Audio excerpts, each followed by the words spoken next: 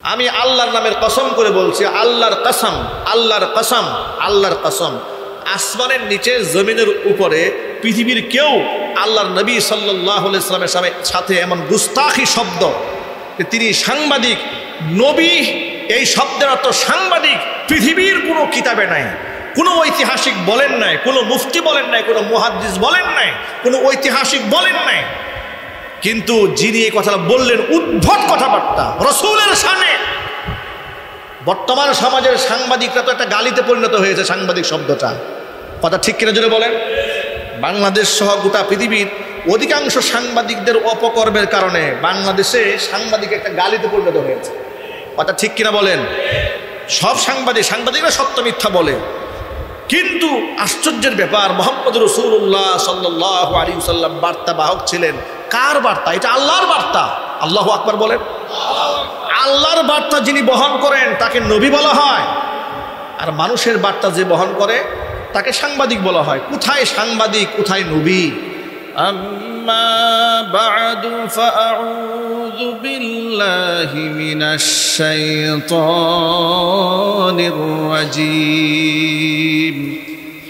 বিসমিল্লাহির রহমানির রহিম। ইয়া আইয়ুহাল্লাযীনা আমানু লা তুকদ্দিমু বাইনা ইয়াদাইল্লাহি ওয়া রাসূলিহি ওয়াত্তাকুল্লাহ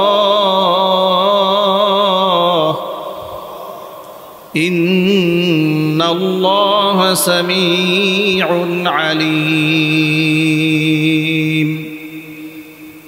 ইয়া আইয়ুহাল্লাযীনা আমানু লা তারফা'উ আসওয়াতাকুম ফাওকা সাওতিন নাবিয়্যি ওয়া লা তাজহারু লাহু বিল কওল ولا تجهروا له بالقول كجهر بعضكم لبعض أن تحبط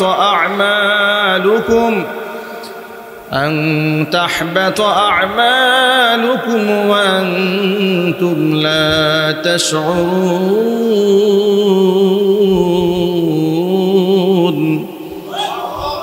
وقال تعالى في شان حبيبه ومحبوبه آمرا ومخبرا إن الله وملائكته يصلون على النبي يا أيها الذين آمنوا صلوا عليه وسلموا تسليما.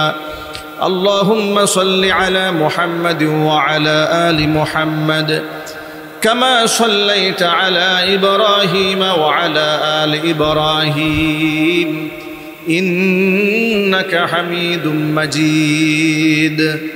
اللهم بارك على محمد وعلى آل محمد كما باركت على إبراهيم وعلى آل إبراهيم إنك حميد مجيد.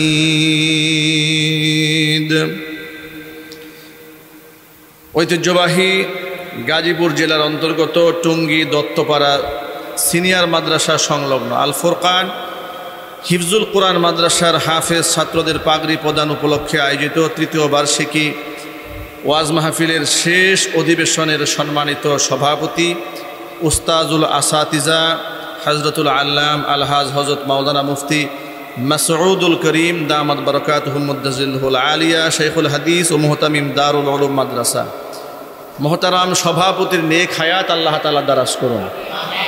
তার খিদমাতের ওয়াসাতকে আল্লাহ তাআলা বৃদ্ধি করে দিন। যদিও তিনি পরিচয় দিয়েছেন আমরা একই উস্তাদের কাছে পড়াশোনা করেছি, সেই সূত্র ধরে এক মাদ্রাসার ছাত্র হলেও যোগ্যতার দিক থেকে উনি আমার উস্তাদ সমতুল্য। একই উস্তাদের ছাত্র হলেও ইলম আমলে উনি আমার কি সমতুল্য? উস্তাদ সমতুল্য। আল্লাহ তাআলা মুহতারাম সভাপতি, অত্র এলাকার মুরব্বী, আলেম ওলামাদেরও মুরব্বী, আল্লাহ পাক যেন তার সমস্ত নেক খেদমাতগুলো কবুল করে নেন।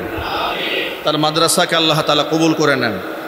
তাদের মহাব্বতের ছায়াকে আল্লাহ পাক আমাদের উপর দীর্ঘ করে দেন। আজকের মাহফিলের প্রধান অতিথি জনাব মোহাম্মদ আরিফ হাওলাদার, সহসভাপতি কেন্দ্রীয় স্বেচ্ছাসেবক দল গাজীপুর, ইতোমধ্যে আমাদের মাঝে এসে তিনি উপস্থিত হয়েছেন, সংক্ষিপ্ত সালাম বিনিময় করেছেন। হৃদয়ের গভীর থেকে তার প্রতি শ্রদ্ধা নিবেদন করছি, আল্লাহর কাছে দোয়া করছি আল্লাহ পাকের কোরআনের কাফেলায় আল্লাহ পাক তাকেও সামিল করে নেন। আল্লাহ পাক যেন আলেম ওলামাদের তত্ত্বাবধানে জীবনকে সুন্দরভাবে পরিচালনা করার এবং যোগ্য নেতৃত্ব দেওয়ার তৌফিক দান করেন। আমন্ত্রিত বিশেষ অতিথিবৃন্দ, হাজরাত, ওলামায়ে কেরাম, মুরব্বিয়ান এজম, অত্র এলাকা এবং পার্শ্ববর্তী এলাকার বিভিন্ন প্রান্ত থেকে ছুটে আসা দিন দরদি, ইমানদার, পরহেজগার, মুত্তাকি মুসলিম ভাইয়েরা, পর্দার অন্তরালে অবস্থানরত আমাদের সকলের শ্রদ্ধাভাজন পর্দানিসীন মা এবং বোনেরা, মহান আল্লাহ রব্বুল আলমিনের দরবারে আলিশানে লাখো কোটি শুকরিয়া আদায় করছি। খোলা ময়দানে আয়োজন করা হয়েছিল, বৃষ্টিজনিত কারণে আমরা বাহিরে কথা বলতে পারিনি, কিন্তু আল্লাহ তাআলা আমাদেরকে বঞ্চিত করেননি। আল্লাহ তাআলা ময়দানের চেয়েও দামি জায়গায় আমাদেরকে বসিয়েছেন, ঠিক কিনা বলেন? যে ময়দানে বসার কথা ছিল ওই ময়দানের চেয়ে জায়গা কি কম দাম? এই জায়গার মূল্য কি কম? এটা হচ্ছে পৃথিবীর সবচেয়ে দামি জায়গা, আল্লাহর ঘর। আল্লাহ পাক এই ঘরে আমাদেরকে বসে কোরআন সুন্নাহ থেকে আলোচনা করার মতো এত সুন্দর সুযোগ তৈরি করে দিয়েছেন। এই জন্য হৃদয়ের গভীর থেকে মহান রবের শেখানো ভাষায় শুকরিয়া আদায় করছি। সকলে মিলে বলছি আলহামদুলিল্লাহ। রব্বানা লাকাল হামদ হামদান কাসীরা তাইয়িবান মুবারাকান ফীহি ইয়া রাব্বি লাকাল হামদু কামা ইয়ানবাগি লিজালালি ওয়াজহিকা ওয়া আযীমি সুলতানিকা। আল্লাহ তাআলা আজকের মাহফিলকে কবুল করুন। আল্লাহ তাআলা এই মাদ্রাসাকে, আল ফুরকান হিফজুল কোরআন মাদ্রাসাকে কিয়ামত পর্যন্ত কবুল করুন। মাদ্রাসার সমস্ত হাজাত আল্লাহ তাআলা তার গায়বে খাজানা থেকে মিটিয়ে দেন। অত্র এলাকার সমস্ত মুর্দেগানের কবরে আযাব আল্লাহ তাআলা মাফ করে দেন। অক্লান্ত পরিশ্রম করে আজকের এই আয়োজন যারা করেছেন, দূরদারাজ থেকে, এই পরিবেশ সম্মত না হওয়ার পরেও রাস্তাঘাটে প্রচুর কাদা, প্রতিকূল পরিবেশকে উপেক্ষা করে যারা আজকে বয়ান শোনার জন্য এসেছেন, আল্লাহ তাআলা যেন আজকের ওসিলায় আমাদের সকলের জীবনের গুনাহ মাফ করে দেন। অনেক লম্বা কথা বলবো না, আমি আপনাদের সামনে বসে মহাগ্রন্থ আল কোরআনের সূরাতুল হুজুরাতের 1 এবং 2 ছোট্ট দুটো আয়াতে কারিমা তেলাওয়াত করেছি। আমরা এই আয়াত থেকে আমরা সার সংক্ষেপ কিছু কথা বলবো, আমরা বলি ইনশাআল্লাহ। দেখুন আল্লাহ তাআলা এই আয়াতে প্রথমত তর্জমায় কি বলেছেন, আমাদেরকে একটু সাবলীল ভাষায় আল্লাহর বক্তব্য আমরা শুনছি। আল্লাহ বলছেন, ইয়া আইয়ুহাল্লাযীনা আমানু, হে ঈমানদারগণ, যারা তোমরা ঈমান এনেছো, লা তুকদ্দিমু বাইনা ইয়াদাইল্লাহি ওয়া রাসূলিহি, আমি আল্লাহ এবং আমার রসুলের সিদ্ধান্তের উপরে অ্যাডভান্স করে কোনো মতামত ব্যক্ত করতে যেও না, তোমরা আগ বাড়িও না আমি আল্লাহ এবং আমার রসুলের উপরে। আমি আল্লাহ এবং আমার রসুলের সিদ্ধান্তের অপেক্ষায় থাকো, অ্যাডভান্স করতে যেও না। আমাদেরকে প্রথমে স্টপ করে দেওয়া হয়েছে। এই আদবগুলো খুব খেয়াল করতে হবে। ওয়াত্তাকুল্লাহ, আমি আল্লাহকে ভয় করো। ইন্নাল্লাহা সামিউন আলিম, আমি আল্লাহ পাক সব শুনতে পাই, আমি সর্বজ্ঞ, আমি সব কিছুই জানি।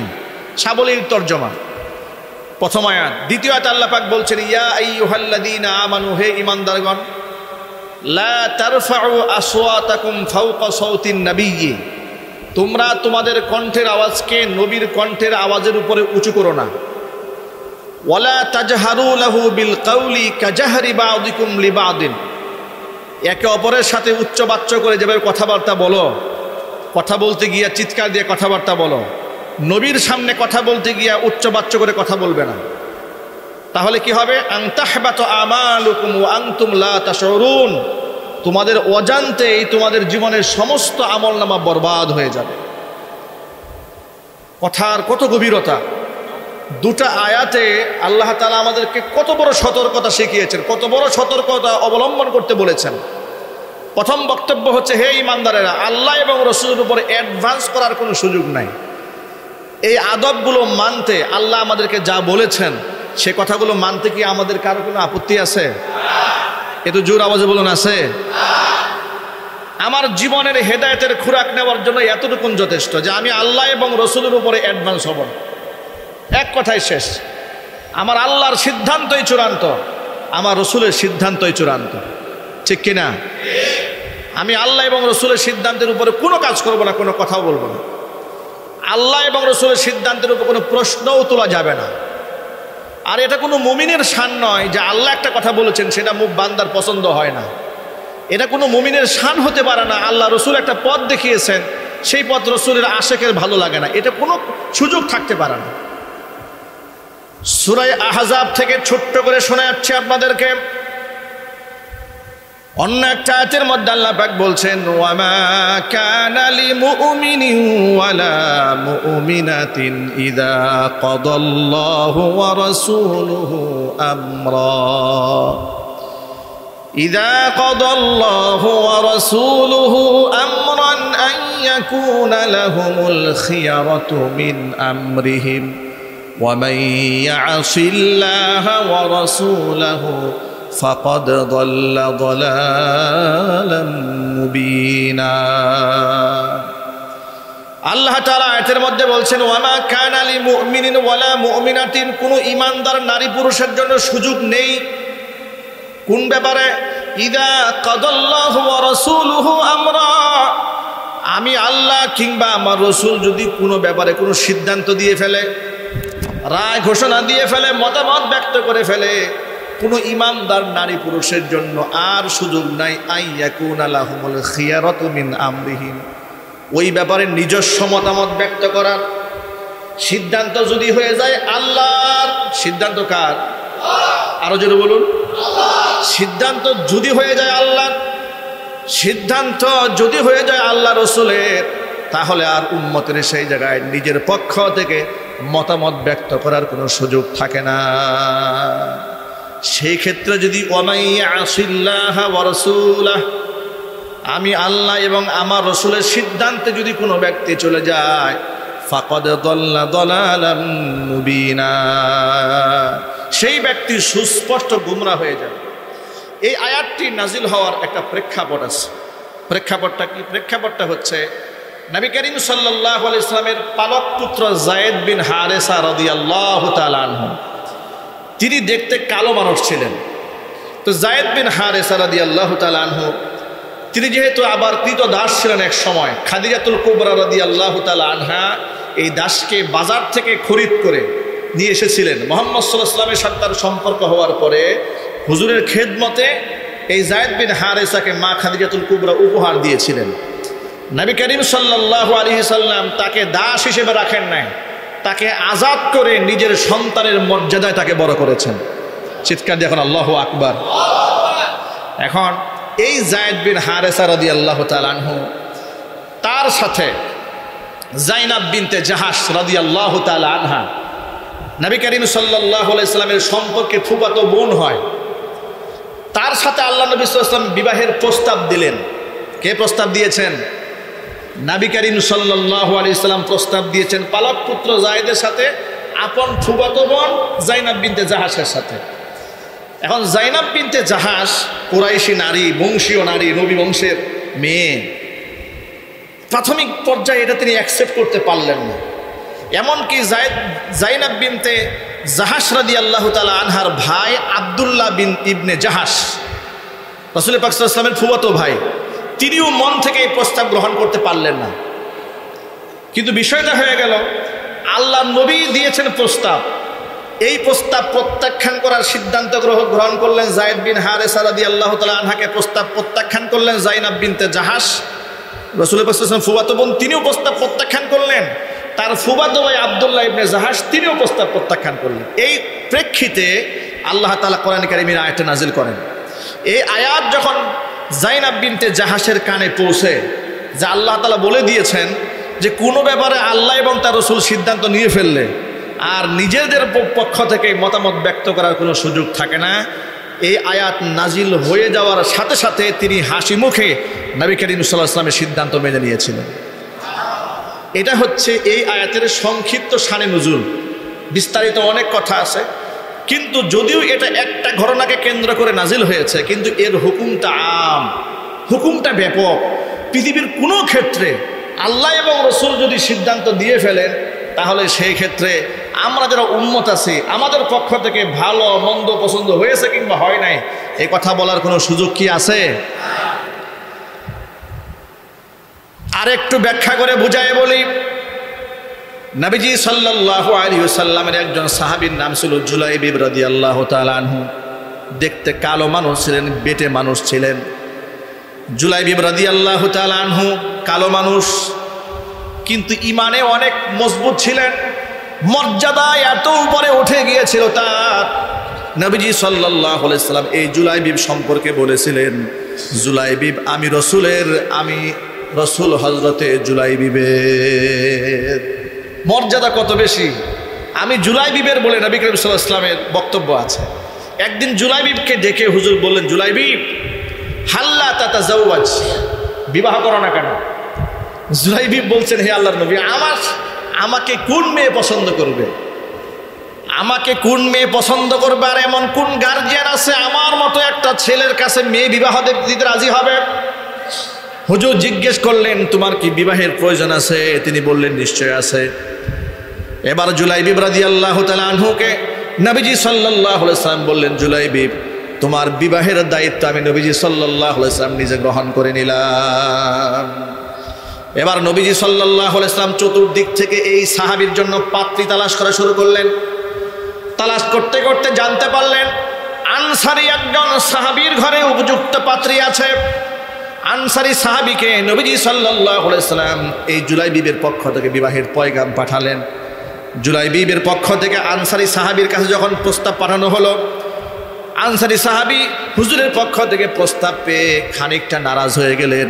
কিন্তু নবীজি সাল্লাল্লাহু আলাইহি সাল্লামকে মুখের উপর বলবেন যে জুলাইবিবের কাছে মেয়ে বিবাহ দেব না, এই কথা বলার সাহস তার নাই। এই কথা বলার সাহস আছে কারণ সাহাবায়ে কেরাম রাসূলকে ভালোবাসতেন জীবনের চাইতেও বেশি। আদব, মহব্বত, সম্মান কোনো দিক থেকে কম ছিল না। আল্লাহু আকবার বলেন। তো তিনি রসুলের সামনে মুখের উপর বলবেন যে আমার মেয়ের জন্য এই পাত্র আমার পছন্দ হয় না, এই কথা বলার তো সাহস নাই। তিনি বললেন, হে আল্লাহ রসুল, তাহলে বিষয়টি আমি বাড়িতে গিয়ে আলোচনা করি। আচ্ছা ঠিক আছে, তুমি বাড়িতে গিয়ে আলোচনা করে আমাকে জানাবে। বাড়িতে চলে গেছে। বাড়িতে চলে গিয়ে মেয়ের মাকে আলাদা ডেকে, মেয়েকে আলাদা রেখে মেয়ের মাকে বলছে, নবীজি সাল্লাল্লাহু আলাইহি ওয়াসাল্লামের পক্ষ থেকে আমাদের মেয়ের জন্য বিবাহের প্রস্তাব এসেছে। এ কথা শুনে মেয়ে মা তো আনন্দে আত্মহারা। রসুলের পক্ষ থেকে বিবাহের পয়গাম এসেছে, তো মহা আনন্দের ব্যাপার। তিনি বললেন, এত আনন্দিত হয়েও না, প্রস্তাব আল্লাহ নবীর পক্ষ থেকে এসেছে, তবে নবীজি নিজে বিবাহের প্রস্তাব দেন নাই, রসুল বিবাহের প্রস্তাব দিয়েছেন জুলাইবিবের পক্ষ থেকে। জুলাইবিবের বিবরণ যখন মেয়ের মার কাছে বলেছে, মেয়ের মা মন থেকে তাকে অ্যাকসেপ্ট করতে পারল না।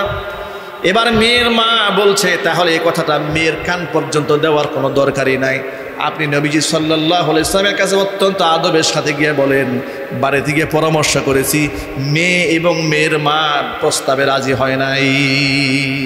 ইসলামে নারীর প্রস্তাব গ্রহণ করা, রাজি হওয়ার বিরাট গুরুত্ব আছে। সুবহানাল্লাহ বলেন। এই যে আমাদের দেশে নারীবাদীরা বলে না যে ইসলাম মেয়েদেরকে অধিকার দেয় নাই, অথচ মেয়ের পক্ষ থেকে অনুমতি আগে আনতে হয়। এই যে আমরা যখন আগ পড়াই, বিবাহ পড়াই, আমরা কি ছেলের পক্ষ থেকে অনুমতি নিই নাকি? কার কাছ থেকে আগে অনুমতি নিয়ে আসি? যদি বলে কার কাছ থেকে, বলা হয় এই মেয়ের কাছে ইজিন নিয়ে আসেন। মেয়ে যদি হ্যাঁ বলে, ইয়েস বলে, তাহলে আগ পড়ানো হয়। মেয়ের পক্ষ থেকে ইজিন না আসলে বিবাহ পড়ানো হয় না। এই মর্যাদা ইসলাম নারীকে দান করেছে। সুবহানাল্লাহ পড়েন। ওটা ভিন্ন প্রসঙ্গ, ওই ব্যাপারে আমি আজকে আলোচনা করব না। কিন্তু দেখেন, এই কথা যখন মেয়ে এবং মেয়েকে আলাদা রেখে মেয়ের মা, মেয়ের বাবা বলেছে, পর্দার আড়াল থেকে মেয়ে দাঁড়িয়ে কথাগুলো শুনে নিয়েছে। এবার ওই সাহাবী বিবাহের প্রস্তাব প্রত্যাখ্যান করার জন্য যখনই তিনি ঘর থেকে বের হওয়ার সিদ্ধান্ত গ্রহণ করলেন, এমন সময় মেয়ে পিছন দিক থেকে ডেকে বলছেন, আব্বাজান দাঁড়ান, কোথায় যান? কার প্রস্তাব প্রত্যাখ্যান করতে যাচ্ছেন আপনি? আমি পর্দার আড়ালে দাঁড়িয়ে আপনাদের সকল কথা শুনে নিয়েছি। আল্লাহর নবী সাল্লাল্লাহু আলাইহি ওয়াসাল্লাম আমার জন্য বিবাহের পয়গাম পাঠিয়েছেন, আর সেই পয়গাম আপনি প্রত্যাখ্যান করতে যাচ্ছেন। আপনি কি আল্লাহর কোরআনের আয়াত পড়েন নাই? সুবহানাল্লাহ পড়েন। মেয়ে বাবাকে বলছে, আপনি আল্লাহর কোরআনের আয়াত পড়েন নাই? আল্লাহ পাক কি বলেছেন? আল্লাহ পাক সূরা আহজাবে বলেছেন, ওয়া মা কানা লিল মুমিনি ওয়ালা মুমিনাতিন ইযা কাদাল্লাহু ওয়া রাসূলুহু আমরা আন ইয়াকুনা লাহুমুল খিয়ারাতু মিন আমরিহিম ওয়া মান ইয়াসিল্লাহা ওয়া রাসূলাহু ফাকাদ দাল্লা দালালাম মুবিনা। আল্লাহ এবং রাসূল যদি সিদ্ধান্ত নিয়ে ফেলে, ওখানে আমাদের মতামত দেওয়ার কিছুই থাকে না। যেখানে আল্লাহর নবী আমার জন্য পাত্র সিলেক্ট করে ফেলেছেন, সেখানে আমাদের মতামত দেওয়ার কিছু নাই। আপনি শুধু হুজুরের কাছে গিয়ে বলবেন, ও নবীজি, আপনার দেওয়া প্রস্তাব আমার মেয়ে হাসি মুখে মেনে নিয়েছে। জোরে বলেন সুবহানাল্লাহ। সাহাবায়ে কেরাম আল্লাহর নবী সাল্লাল্লাহু আলাইহি ওয়াসাল্লামের সিদ্ধান্তগুলোকে এভাবেই মেনে নিতেন। এই জন্য আল্লাহ পাক তাদের মান এবং মর্যাদা এত উপরে উঠিয়ে দিয়েছেন।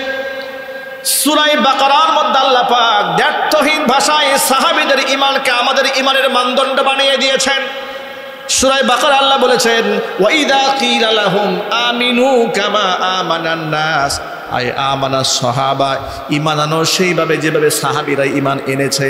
এর দ্বারা প্রমাণ হয় সাহাবায়ে কেরামের ঈমান হচ্ছে আমাদের ঈমানের মানদণ্ড। জোরে বলেন সুবহানাল্লাহ। এই যে সূরা হুজুরাতের প্রথম আয়াতে আল্লাহ পাক বললেন যে আমি আল্লাহ এবং আমার রাসূলের অ্যাডভান্স হওয়া যাবে না, কোনো সুযোগ নাই। কিন্তু আমরা কিন্তু প্রতিনিয়ত সমাজে আল্লাহ রাসূলকে অপমান করছি, আল্লাহকে আমরা সবসময় অপমানিত করছি।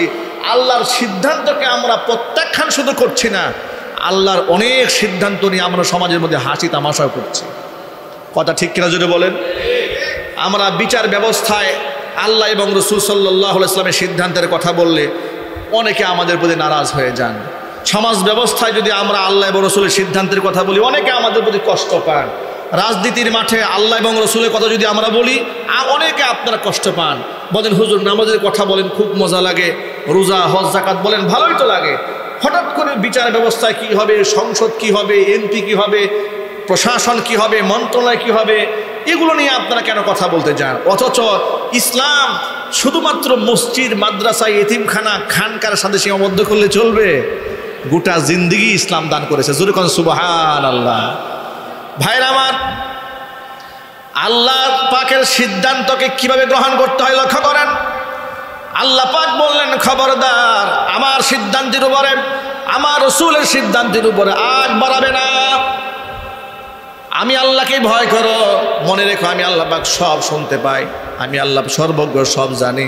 পরে আয়াতে আল্লাহ পাক আরো আদব শেখায় বললেন, আমার নবী এতটা মর্যাদাপূর্ণ আমার কাছে, তার সামনে যখন কথা বলবে খবরদার তোমাদের কণ্ঠের আওয়াজ যেন আমার নবীর কণ্ঠের আওয়াজের উপরেও উঠে না যায়। প্রিয় ভাইয়েরা, এই আয়াতের তাফসিরে যাওয়ার আগে দুইটা মোটা দাগের ছোট্ট কথা মনে রাখেন, সংক্ষিপ্ত কথা। সেটা হচ্ছে এই, আমরা শেষ নবীর উম্মত, আল্লাহ আমাদের বানিয়েছেন বিনা দরখাস্তে। এতে কি আপনারা খুশি না বেজার? কম না বেশি? একটু জোর আওয়াজে বলেন তো আলহামদুলিল্লাহ। মন থেকে বলেছেন তো? বুঝে শুনে বলেছেন তো? দেখুন কেন আলহামদুলিল্লাহ বলবো না আমরা। আল্লাহর হাবিব বলেন, ইন্নাল জান্নাতা হুররিমাত আলাল আম্বিয়া হাত্তা আদখুলাহা। তামাম পৃথিবীর সমস্ত নবীদের জন্য আল্লাহ তাআলা জান্নাতকে হারাম বানিয়ে রাখবেন, জান্নাতে ঢোকা নিষিদ্ধ হয়ে থাকবে নবীদের জন্য, হাত্তা আদখুলাহা, যতক্ষণ না পর্যন্ত আমি নবী নিজে জান্নাতের মেহমান না হব। ওয়া ইন্নাল জান্নাতা হুররিমাত আলাল উমামি, তামাম পৃথিবীর সমস্ত উম্মতের জন্য জান্নাত গেট লক হয়ে থাকবে, হাত্তা তাদখুলাহা উম্মতি, যতক্ষণ না পর্যন্ত আমি নবীর উম্মত জান্নাতের মেহমান না হবে। সুবহানাল্লাহ বলেন। সমস্ত নবীরা জান্নাতে যেতে পারবে না, একজনও যেতে পারবে না আমাদের নবী যাওয়ার আগ পর্যন্ত। পৃথিবীর কোনো উম্মত জান্নাতে যেতে পারবে না যতক্ষণ না পর্যন্ত এই উম্মত জান্নাতি না হবে। সুবহানাল্লাহ। এই জন্য এই উম্মতের অনেক মর্যাদা। এই যে আল্লাহ পাক যে আমাদেরকে শ্রেষ্ঠ উম্মত বানিয়েছেন, এই জন্য তো আমরা কোনো দরখাস্ত করি না আল্লাহর কাছে, এটা আল্লাহ নিজে দয়া করে বানিয়েছেন। এই জন্য শুকরিয়া আদায় করার প্রয়োজন আছে না নাই? এখন আল্লাহ পাক যে রাসূলকে এত শান দিলেন, মান দিলেন, মর্যাদা দিলেন, যে নবীর উম্মত হওয়ার জন্য অন্য নবীরা পর্যন্ত আল্লাহর কাছে দরখাস্ত পেশ করেছেন। সুবহানাল্লাহ। যেই নবীকে আল্লাহ পাক এত সম্মান দিয়েছেন পৃথিবীতে, যে তিনি জমিনের মধ্যে হাঁটলে আল্লাহ পাক তাকে মেঘমালা দিয়ে ছায়া দিয়েছেন। মরা গাছের নিচে বসেছেন, মরা গাছ জিন্দা হয়ে তাকে ছায়া দিয়েছে। আল্লাহু আকবার বলেন।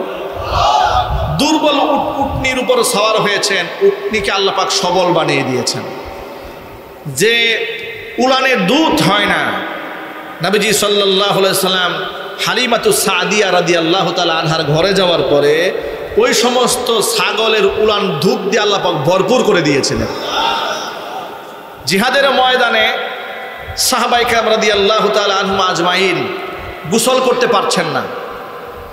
1500 সাহাবী, সামান্য এক টুকরা পেয়ালা এর মধ্যে পানি আছে, নবী সাল্লাল্লাহু আলাইহি ওয়াসাল্লামের কাছে আসলেন। হুজুর বলেন, ও সাহাবীরা কি সমস্যা তোমাদের? তারা বলেন, হুজুর পানির খুব সমস্যা, জিহাদের ময়দানে আমরা পানি পাচ্ছি না। নবীজি সাল্লাল্লাহু আলাইহি সাল্লাম তার শাহাদাত আঙ্গুলি পাত্রের মধ্যে চুবাই দিলেন। এবার হুজুর বললেন, এবার তোমরা এই পাত্রের মুখ খুলবে না। 1500 সাহাবী এক পাত্রের পানি ব্যবহার করেছেন। সাহাবায়ে কেরাম বলেছেন, এক সফরে আমাদের পানির কোনো কমতি হয় নাই। নবীজি সাল্লাল্লাহু আলাইহি সাল্লামকে আল্লাহ পাক এতটুকু মর্যাদা দান করেছেন। আর সাহাবীরা রাসূলকে কত ভালোবাসতেন, কত সম্মান করতেন। হুজুরের সামনে এতটা আদব তারা দেখিয়েছেন।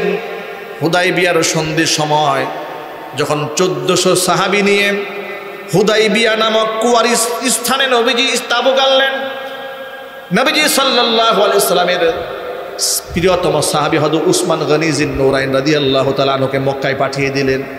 মক্কার লোকেরা তাকে আটকায় রেখে সাহাবীদেরকে আওয়াজ দিল, তাকে হত্যা করা হয়েছে। সাহাবায়ে কেরাম খুব ক্ষিপ্ত হলেন, নারাজ হলেন। নবী করিম সাল্লাল্লাহু আলাইহি ওয়াসাল্লামের হাতে হাত রাখলেন, বায়াত গ্রহণ করলেন যে আমাদের চোখের পাতা যতক্ষণ পর্যন্ত নড়বে সাহাবী উসমান হত্যার বদলা না নিয়ে আমরা এখান থেকে যাব না। ওই মুহূর্তে মক্কাতুল মুকাররমার এক কুখ্যাত নেতা দাঁড়িয়ে কুরাইশি লিডারদেরকে বলেন, ও কুরাইশের লোকেরা, এই মুসলমানদের সাথে যুদ্ধ করার তোমাদের কোনো প্রয়োজন নেই, বরং আমরা একটা সন্ধি চুক্তিতে আবদ্ধ হতে পারি মুসলমানদের সাথে। তখন মক্কার কুরাইশি কাফেররা বলল, আপনি বৃদ্ধ মানুষ, মুসলমানদের কাছে নমনীয় হতে মনে চায় আপনি নমনীয় হন, কিন্তু আপনি আমাদেরকে নিরুৎসাহিত করছেন কেন? মুসলমানরা মাত্র 1400 জন আসছে, আর আমরা কুরাইশি সব কাফেররা একসাথে মিলে যদি অ্যাটাক করি মুসলমানদেরকে এখানে শেষ করে দেওয়া যায়। তখন তিনি দাঁড়িয়ে বলেছেন যে বক্তব্যটা, এই বক্তব্য হচ্ছে আমার এই পয়েন্টের মূল পয়েন্ট। তিনি দাঁড়িয়ে বলেছিলেন, আমি এমন একজন লিডার, এমন একজন মানুষ, তৎকালীন যুগের পরাশক্তি কিসরা কাইসার, বর্তমান যেমন পৃথিবীর মধ্যে পরাশক্তি ইউরোপ, আমেরিকা, চীন, রাশিয়া, ভারত, এগুলো হচ্ছে পৃথিবীর পরাশক্তি রাষ্ট্র, ঠিক কিনা বলেন? এই যে পরাশক্তি রাষ্ট্রগুলো আছে, তৎকালীন যুগের পরাশক্তি ছিল কিসরা কাইসার, রোম পারস্য। তিনি বলছেন, আমি রোম পারস্যের বাদশার দরবারেও গেছি, আমি বাদশাদেরকে তাদের কৃতদাস কিংবা তাদের খাদেমরা, অনুচরেরা যে সম্মান করে মন্ত্রী এমপিরা, সেটা আমি দেখেছি। পক্ষান্তরে মুহাম্মদ সাল্লাল্লাহু আলাইহি ওয়াসাল্লামকে তার সাথীরা যে সম্মান করে সেই দৃশ্য আমি নিজ চোখে দেখেছি। তিনি তখন কসম করে বলেছেন, বালা ওয়াল্লাহি ওয়া রাব্বিল কাবা, কাবার রবের কসম করে বলি, মা রাআইতু আহাদান ইউহিব্বু আহাদান কা আসহাবি মুহাম্মাদিন মুহাম্মাদা।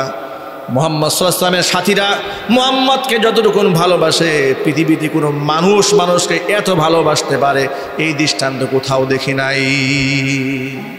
সাহাবীরা নবীকে এতটা ভালোবাসতেন, এত মহব্বত করতেন।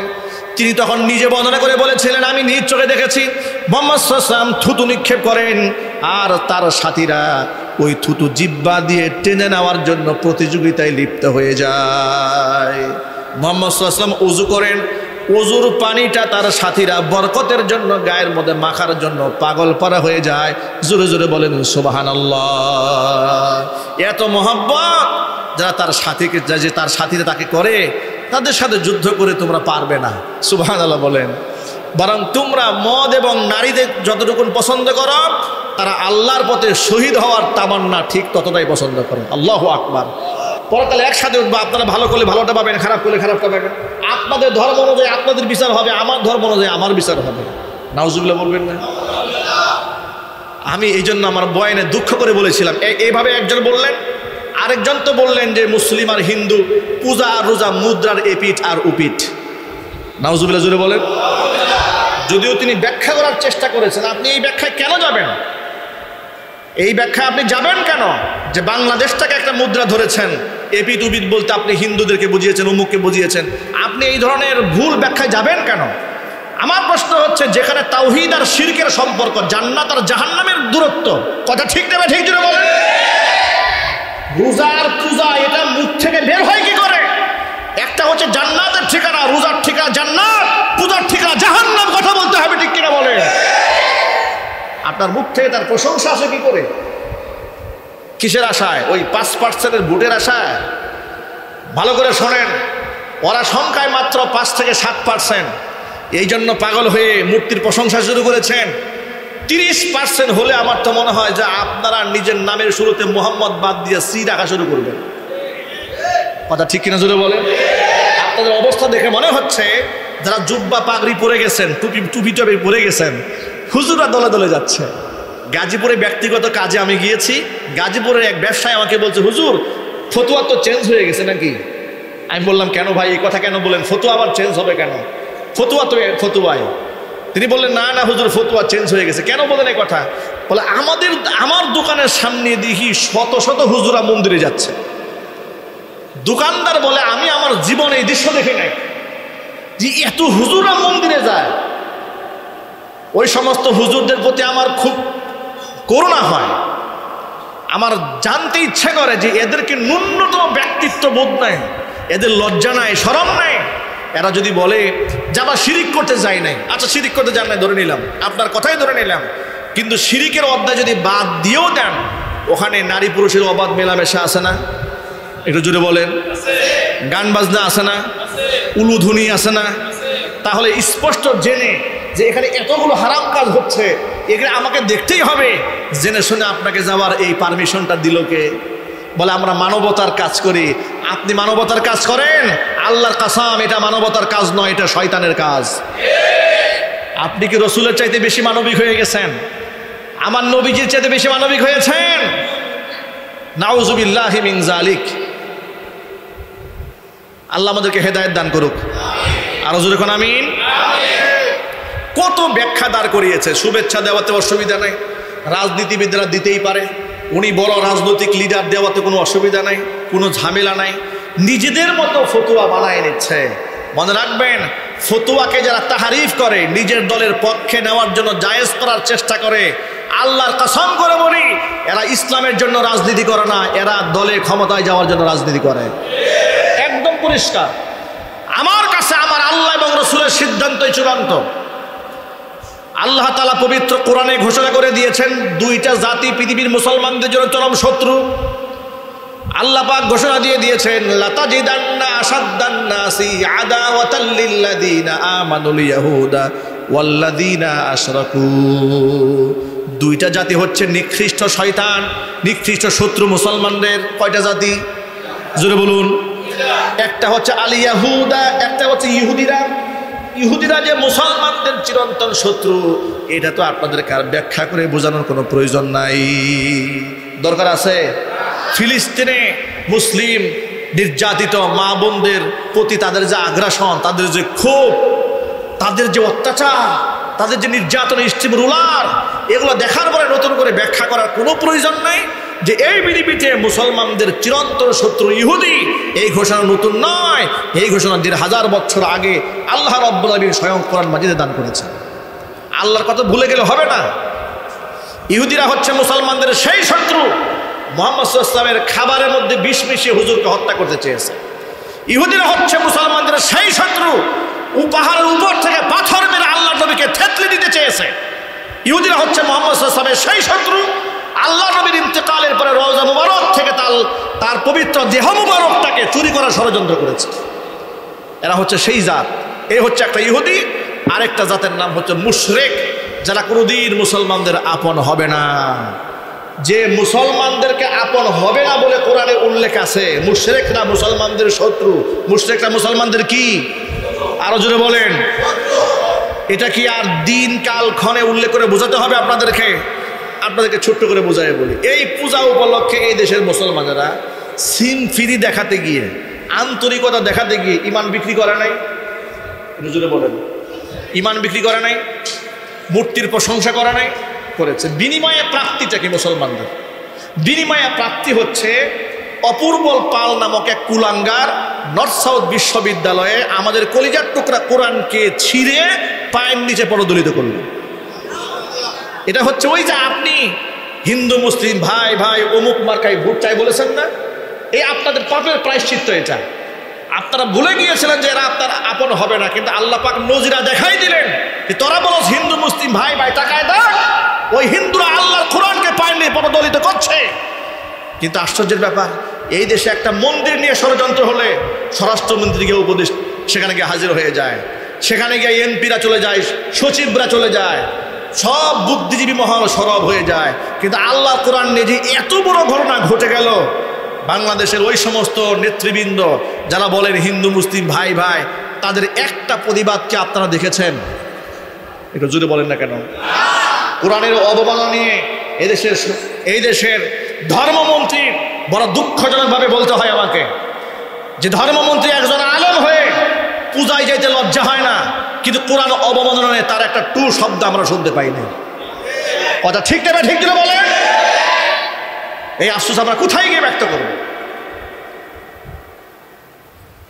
ভাইরা আমার, এই জন্য ঈমান আমল সবার আগে তাওহীদ আর শিরকের ব্যাপারে সতর্ক থাকতে হবে। আমার ঈমানের উপরে পৃথিবীর কোনো কিছু প্রাধান্য থাকতে পারে না। আমার নেতার মর্যাদা আমার কাছে আছে, আমার দলের সম্মানও আছে, কোনো অসুবিধা নাই, কিন্তু সকল মর্যাদার উপরে আমার কোরআনের মর্যাদা, ইসলামের মর্যাদা, আমার ঈমানের মর্যাদা, আমার আল্লাহ নবী সাল্লাল্লাহু আলাইহি ওয়াসাল্লামের আদর্শের মর্যাদা সকল কিছুর ঊর্ধ্বে। এই কথাটা মনে থাকবে তো ইনশাআল্লাহ? একটু জোর আওয়াজে বলুন না ইনশাআল্লাহ। আল্লাহ পাক যেন আমাদের বুঝার তৌফিক দান করেন। আরো জোরে কোন আমিন। তো জিহাদি চেতনার কথা বলতেছিলাম। জিহাদি চেতনা ভুলে যাওয়ার পর থেকেই আমাদের মধ্যে এই জিল্লতি নেমে এসেছে যে আমরা কাফেরের কাছে নত হয়ে যায়। ঠিক কিনা জোরে বলেন? আমরা যদি চোখ উঁচা করে দাঁড়াতে পারতাম, বুক উঁচা করে, যে পৃথিবী আমাকে কি বলবে, কি আমাকে ভারত বলবে, কি রাশিয়া বলবে, কি চায়না বলবে, কি আমেরিকা বলবে, আমি তাওয়াক্কুল করবো একমাত্র কার উপরে? যদি এমন তাওয়াক্কুল আমাদের হতো, আফগানের মাটিতে তালিবানদেরকে আল্লাহ যে বিজয় দান করেছিলেন, ওই বিজয় আল্লাহ মুসলমানদেরকে বাংলাদেশেও দান করত। ঠিক কিনা বলেন? আল্লাহ পাক যেন আমাদেরকে এতটুকু তাওয়াক্কুল করার তৌফিক দান করে। জোরে কোন আমিন। প্রিয় ভাইরা, মূল কথায় ফিরে আসি। মূল কথা হচ্ছে যে সাহাবায়ে কেরাম আল্লাহর নবীকে সীমাহীন মহব্বত করতেন। এতে আপনাদের কোনো সন্দেহ আছে? জোরে বলেন আছে?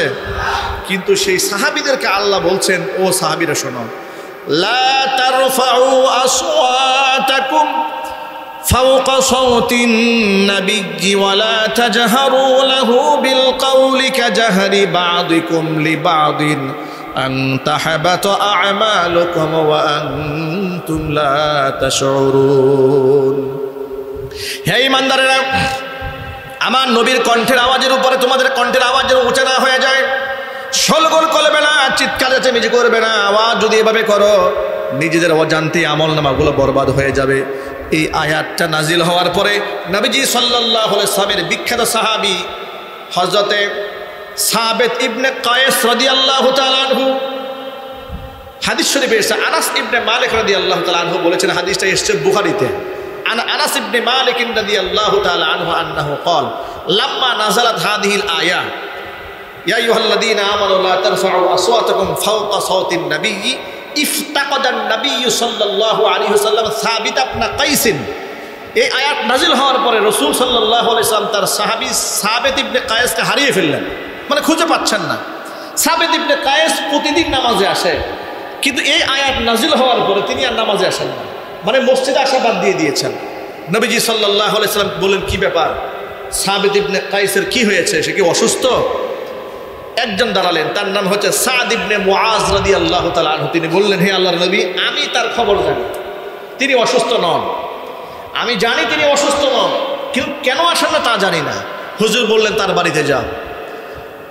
সাদ ইবনে মুআজ চলে গেছে সাবিত ইবনে কায়েসের বাড়িতে, গিয়ে দেখেন ঘরের মধ্যে মাথা নিচু করে বসে আছে।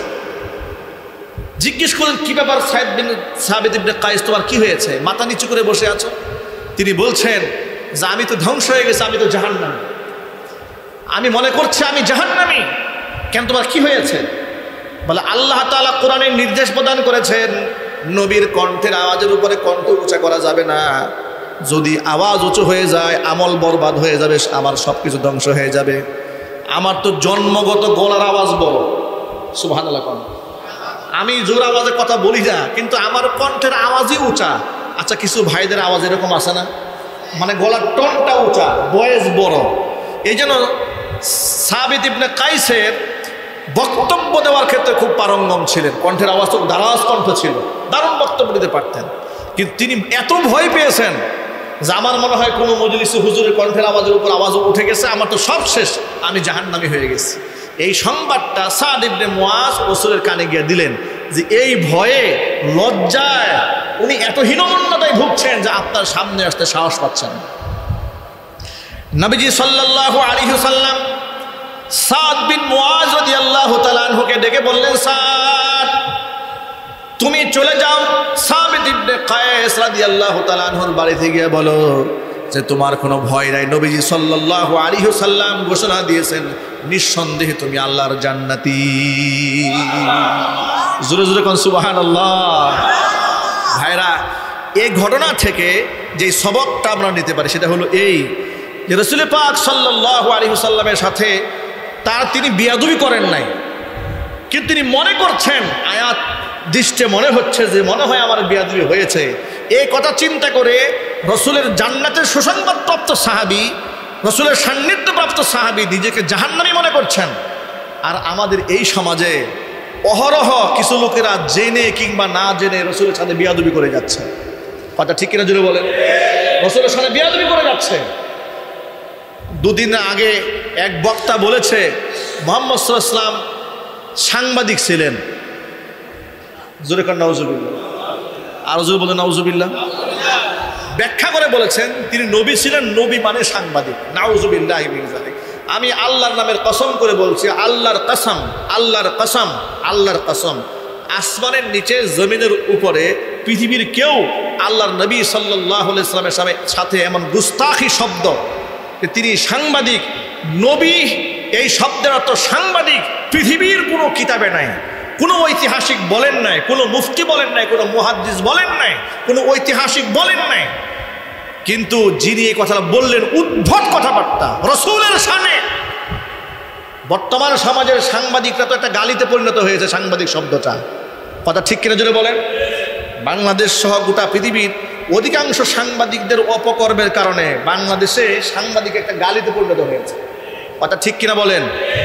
সব সাংবাদিকরা সত্য মিথ্যা বলে, কিন্তু আশ্চর্যের ব্যাপার মুহাম্মদ রাসূলুল্লাহ সাল্লাল্লাহু আলাইহি ওয়াসাল্লাম বার্তা বাহক ছিলেন। কার বার্তা? এটা আল্লাহর বার্তা। আল্লাহু আকবার বলেন।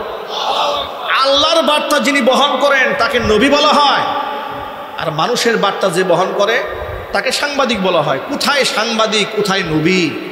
এত বড় গুস্তাখি করেছে। তাকে বোঝানো হলো, আলেমরা বুঝালেন, মুফতিরা বুঝালেন, ফতোয়া দিলেন, নিষেধ করলেন, বারণ করলেন। তিনি তো তওবা করবেন দূরের কথা, তার পক্ষে বেশ কিছু আলেম একত্রিত হয়ে দাঁড়িয়ে গেল, যেহেতু উনি আমার দলের, অতএব দুঃখ প্রকাশ করলে দল ছোট হয়, এই জন্য তওবা করা যাবে না, এর উপর অটল থাকতে হবে। নাউজুবিল্লাহি মিন যালিক। সাহাবায়ে কেরামের ইমানের অবস্থা আর আমাদের ইমানের অবস্থা। আল্লাহ আমাদের এই জবানকে হেফাজত করুন। একটু জোরে কোন আমিন। এই জবান দিয়েই মানুষ অপমানিত হয়, এই জবানের কারণেই মানুষ সম্মানিত হয়। এই জন্য নবী করিম সাল্লাল্লাহু আলাইহি ওয়াসাল্লাম জবানের ব্যাপারে কত মারাত্মক কথা বলেছেন। আল্লাহ রাসূল বলেন, দুইটা অঙ্গের গ্যারান্টি যে আমাকে দেবে, আমি তাকে জান্নাতের গ্যারান্টি দেব। সুবহানাল্লাহ বলেন। আল্লাহর হাবিব সাল্লাল্লাহু আলাইহি ওয়াসাল্লামের ভাষায়, মাইয়াদমান লি মা বাইনা লাহিয়াইহি ওয়া মা বাইনা রিজলাইহি আদমান লাহুল জান্নাহ। যেই ব্যক্তি আমাকে দুইটা অঙ্গের গ্যারান্টি দেবে, এক হচ্ছে লজ্জাস্থান আর এক হচ্ছে তার জবান, এই দুইটা অঙ্গের গ্যারান্টি যে আমাকে দেবে, আমি নবীজি সাল্লাল্লাহু আলাইহি ওয়াসাল্লাম ওই ব্যক্তিকে জান্নাতের গ্যারান্টি দিয়ে দেব। ভাইরা, আমরা আমাদের নবীর সাথে সর্বোচ্চ আদব রেখে চলাচল করবো। আমরা বলি ইনশাআল্লাহ। রসুলের প্রত্যেকটা সুন্নাহকে আমার জীবনের চাইতে দামি মনে করব। বলেন ইনশাআল্লাহ। আজকের পর থেকে সুন্নাহ ভিত্তিক আমরা নামাজ পড়বো ইনশাআল্লাহ। সুন্নাহ ভিত্তিক জীবন কায়েম করব, সংসার পরিচালনা করব, সুন্নাহ ভিত্তিক আমরা রাজনীতি করব, সুন্নাহ ভিত্তিক আমি আমার পেশাকে পরিচালিত করব। পারবো না ইনশাআল্লাহ?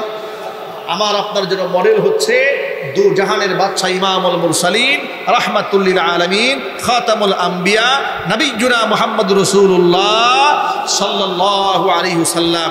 আল্লাহ পাক যেন কাল হাসরের মাঠে নবীজি সাল্লাল্লাহু আলাইহি ইসলামের শাফাআতে আমাদেরকে ধন্য করে, আমাদেরকে বেগুনাহ মাসুম বানিয়ে হুজুরের শাফাআতে আমাদেরকে গুনাহ থেকে মুক্ত করে রাসূল পাক সাল্লাল্লাহু আলাইহি ইসলামের সাথে জান্নাতে থাকার তৌফিক দান করেন।